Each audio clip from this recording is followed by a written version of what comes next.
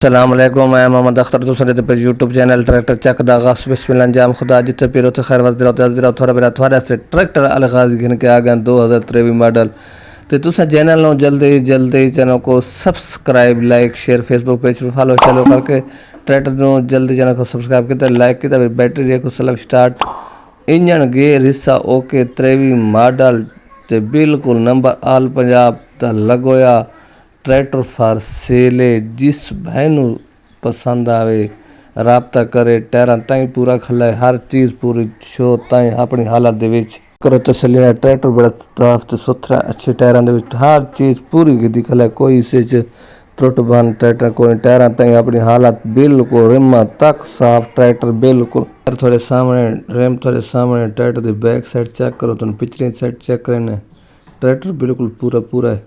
ते 16 आने ट्रैक्टर तसल्ली नाल चेक करें बिल्कुल वीडियो भी अच्छी ट्रैक्टर दी साफ सुथरा हुण दी कीमत लोकेशन सब कुछ दसण वाला इस वीडियो अगे पिछे नहीं करनी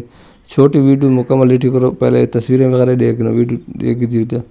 बिल्कुल self start mechanical engine gear सीधा ओके दा ट्रैक्टर दा शो थोड़े सामने बिल्कुल पूरा टायर पूरे हिस्सा इंजन सब कुछ पूरा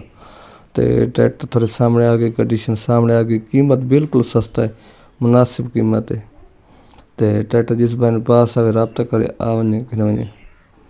ये चेक करो ये साइड चेक कर दो तुम मुकम्मल ट्रैक्टर लुक चेक करो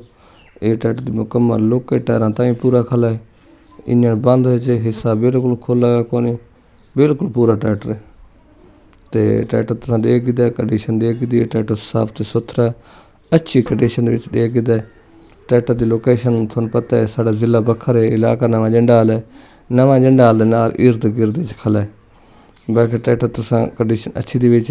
नंबर भी लगो है बाकी ट्रैक्टर भी सामान वगैरह कोने लगो है ये बैक साइड है सब कुछ है। तो बाकी ट्रैक्टर की बैक साइड देख दी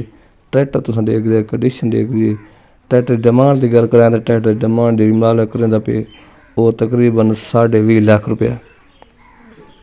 20.5 लाख डिमांड है। मौके तो प्यार मोहब्बत होवे सी 23 मॉडल है